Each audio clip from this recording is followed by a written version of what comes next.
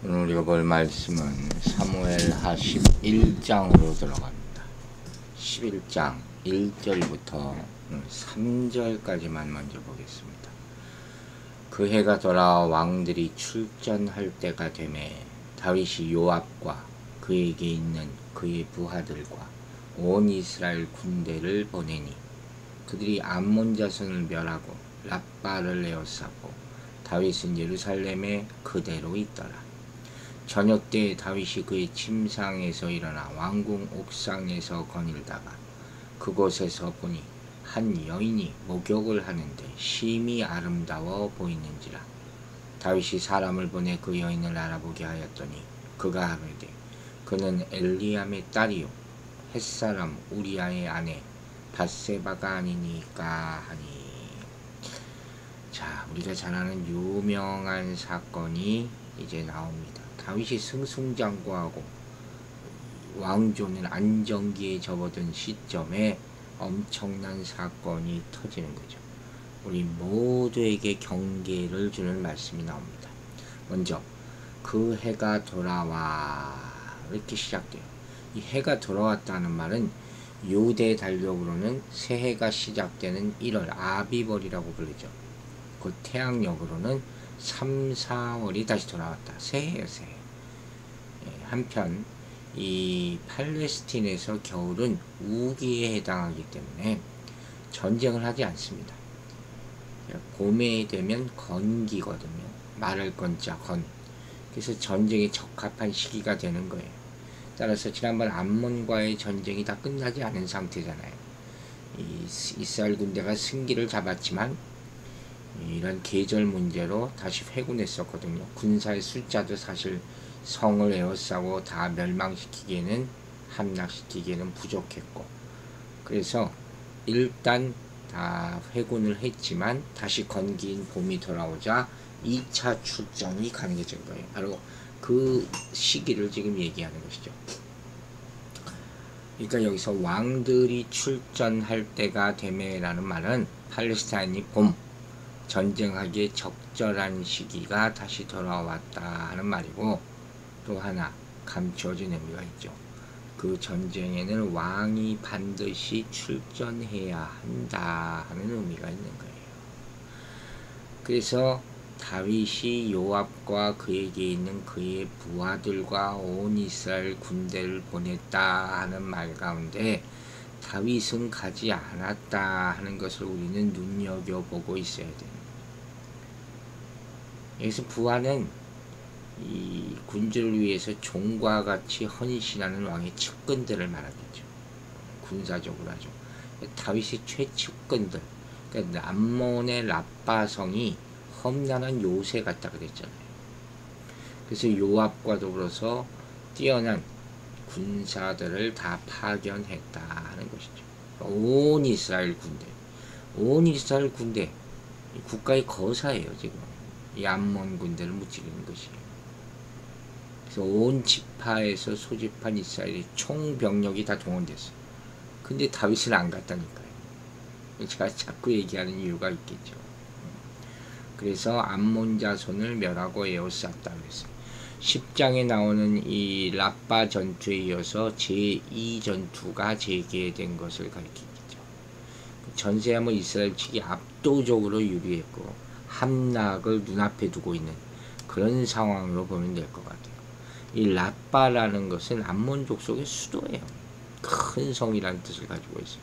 야복강, 현재의 와디 암만의 상류 계곡에 자리 잡고 있는 요단강으로부터 동쪽으로 약 37km 정도 떨어진 지점에 위치한 그런 성이에요. 한편 기록에 따르면 이 성경에도 나와 있어요. 이 도시는 두 견고한 성으로 이루어져 있는데 하나는 물들의 성이라고 불리는 곳이에요. 12장 27절에 기록되어 있어요. 즉 이 성은 이 도시에 물을 공급해주는 큰 수원지를 지키던 성이었다는 거예요. 두 번째는 왕성이라고 불리는 성이에요. 12장 26절에 기록되어 있어요. 이는 와디 암만의 북쪽에 있는 삼각형 모양의 고원지대 꼭대기에 자리 잡고 있어요. 이곳은 굉장히 가파른 곳으로서 그야말로 소위 말하는 난공불락의 요새를 이룬 곳이었다는 것이죠. 여기가 오늘날 요르단의 수도 암만이에요. 그럼 여러분 더 역사적으로 한 번 더 돌아볼 수 있을 것 같아요. 그 라빠를 에워쌌다는 것이죠. 이제는 완전히 뭐 손안에든 먹이같이 그런 형국이 된 것이죠. 이 암몬은 지금 이 라빠를 제외한, 이 수도 라빠를 제외한 전 지역이 다 정복되어 있는 상태이죠. 이 요압의 군대가 암몬의 국토를 이렇게 유린하고 있을 때 많은 사람들은 수도의 성벽 안에 숨어 있었을 것이다. 결국 뭐 식량도 떨어지고 그랬을 거 아니에요. 그러니까 결국 항복할 수밖에 없는 상황이죠. 그리고 이제 이 성을 둘러싸고 요압이 포위 공격을 시작하는, 이 결국 성이 무너지기 일보 직전까지 있는 상태를 이렇게 묘사하고 있다고 볼 수 있는 거죠. 긴급하겠죠. 자, 그런데 이 온 나라가 군대가 동원된 정말 이 중요한 전쟁 가운데서 정말 그 다음 무슨 말이 나옵니다. 다윗은 예루살렘에 그대로 있더라. 제가 또 얘기합니다. 다윗이 이 전쟁에 참여하지 않았다. 온 이스라엘 군대가 라빠성을 에워싸고 있는 것과는 대조적인 장면이 나오죠. 이것이 바로 다윗은 예루살렘에 그대로 있더라 하는 이 장면이 다윗이 범죄하게 된 배경을 제공하는 거예요. 우리가 잘 아는 그 밧세바와 가늠하게 된 동기가 되는 거예요. 즉, 이 전시 상황이라는 비상 상태에도 불구하고 다윗은 예루살렘 궁에 평안하게 거하고 있었다. 뭘 의미하겠습니까? 그는 영적 긴장이 이제 풀려버린 거예요. 그래서 결국 밧세바를 범하고 그 남편 우리아까지 살해하는 엄청난 죄악에 빠지고 말게 되는 거예요. 여러분 다시 한번 그때 상황을 돌아보세요. 그때 다윗 왕의 권력은 최고조에 달했죠. 사면에 있는 적들이 진압되고 다 복종하고 지금 암몬 족속의 일부만 남아있는데 그것도 곧 굴복할 듯 보입니다. 이렇게 성공의 열매에 둘러싸여서 그의 백성과 주변 나라의 영광과 환호를 받으며 그가 정복한 나라에서 보내오는 조공으로 인하여 넘치는 재물과 승리의 전리품에 둘러싸인 다윗은 참으로 안락하고 만족한 매일매일을 보내고 있었을 것이. 눈앞에 보이는 성공은 이런 거예요. 그런데 이 다윗의 큰 성공이 그를 가장 큰 위험에 빠뜨리고 말게 되었다. 자, 아무도 이걸 예상 못했을 거예요. 그죠? 성공했다. 그때가 가장 위험한 때입니다. 사단은 이 다윗을 깊은 굴욕과 불명예의 원인이 될 시험에 빠뜨릴 수 있는 순간을 이제 포착하는 거예요. 다윗은 안타깝게도 인간보다 더 무서운 적이 있음을 망각했던 것입니다. 순간 이 땅의 대적들에 반하여 자신의 강함과 안전을 느끼고 번영과 성공의 박수갈채를 받으면서 도취되어 있을 때 이스라엘의 위대한 영으로 일컬어졌던 이 다윗은 순간 경계심을 늦추게 됩니다. 자기도 모르게 서서히 아마도 내적인 방어력이 약해지면서 결국 부끄러움을 모르는 뻔뻔한 죄인의 모습으로 변했다. 순간이에요, 순간. 이게 무서운 거예요. 자, 2절 보세요. 저녁 때에 다윗이 그의 침상에서 일어나 왕궁 옥상에 거닐다가 그곳에서 보니 한 여인이 목욕을 하는데 심히 아름다워 보이는지라. 저녁에 다윗이 그의 침상에서 일어나.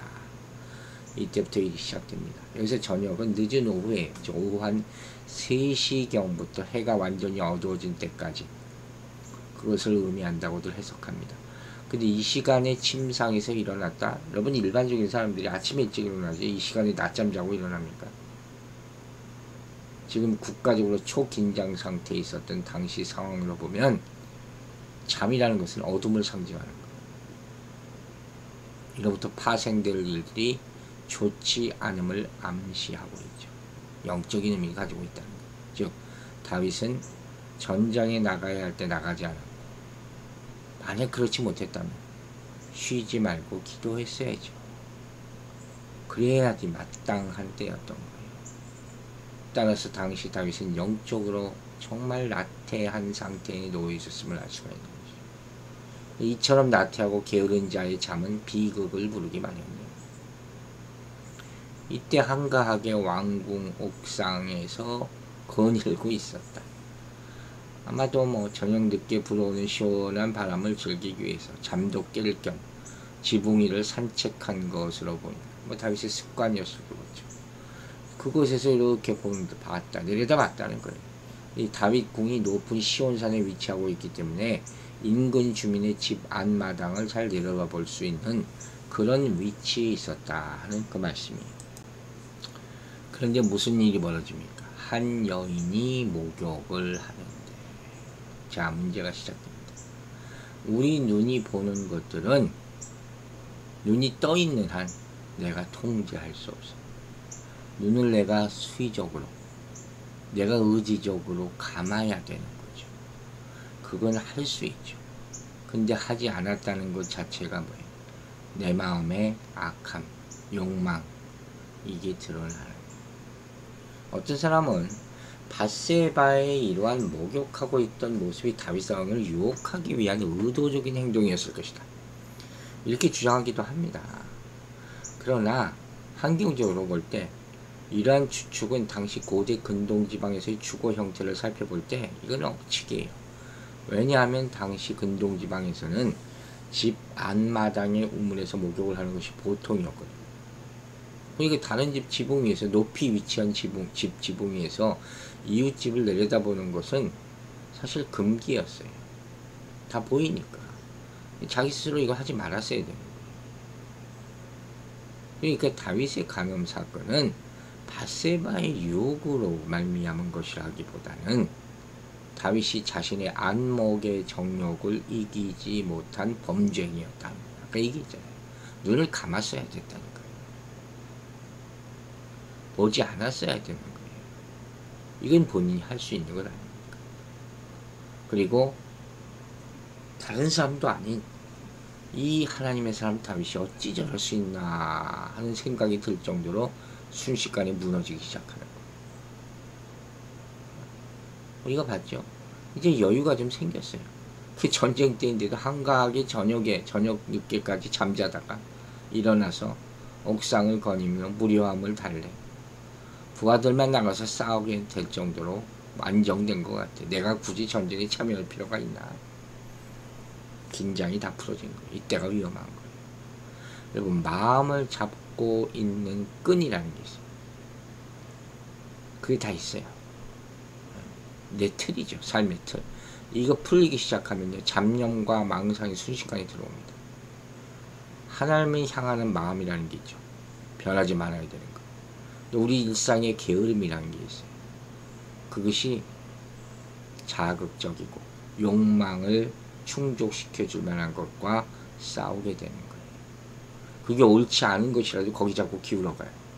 밧세바에게 유혹이 의도가 있든 없든 간에 마음이 풀어진 다윗은 보지 말아야 할 것에서 눈을 피했어야 되는데 피하지 않고 그걸 들여다보고 결국 안목의 정욕에 사로잡힌. 여러분, 교훈을 얻었죠?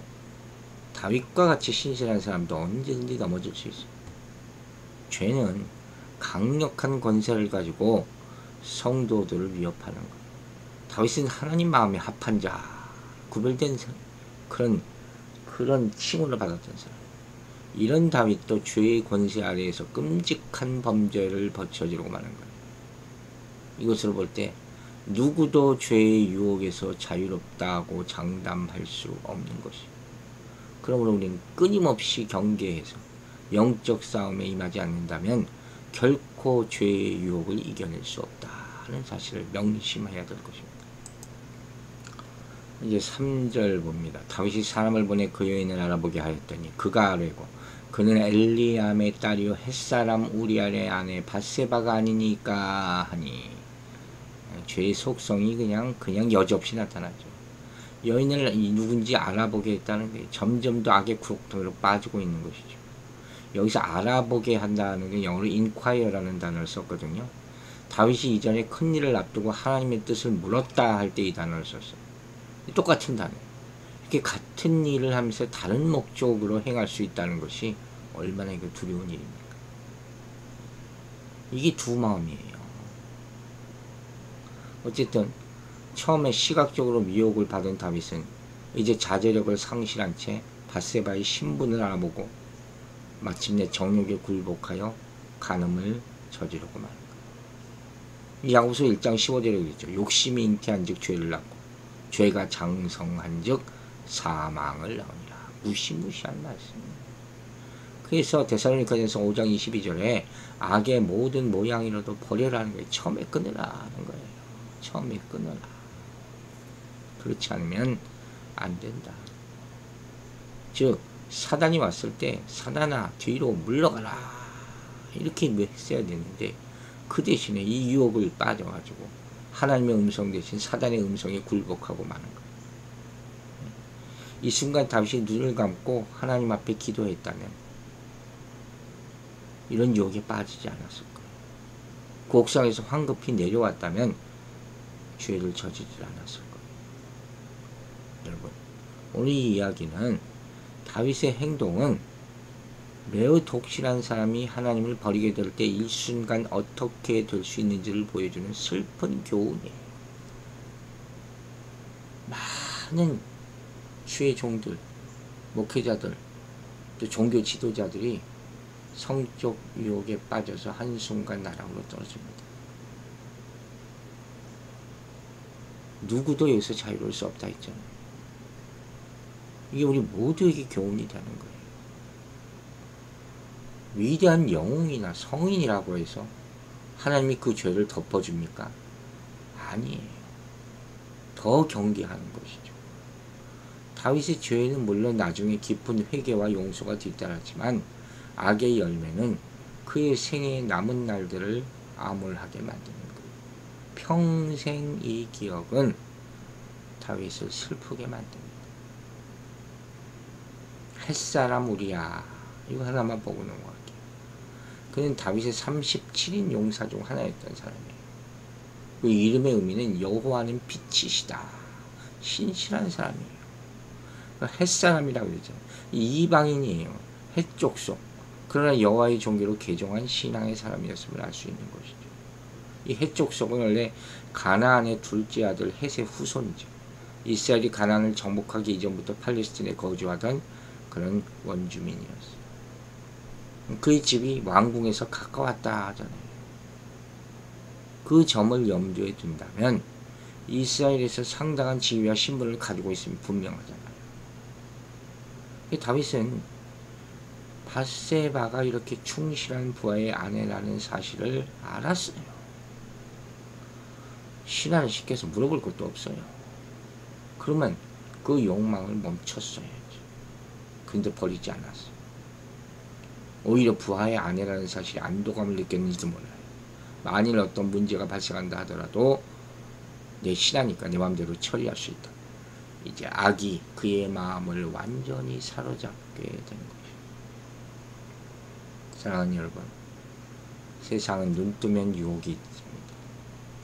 우리는 눈 뜨고 봐야 될 것이, 눈 감고 보지 말아야 될 것을 구분할 줄 알아야 됩니다. 하나님만 바라보기를 주의 이름으로 축원합니다. 기도하겠습니다. 아버지 하나님, 오늘 이 아침에 한 주를 시작하면서 귀한 교훈의 말씀 주심을 감사드립니다.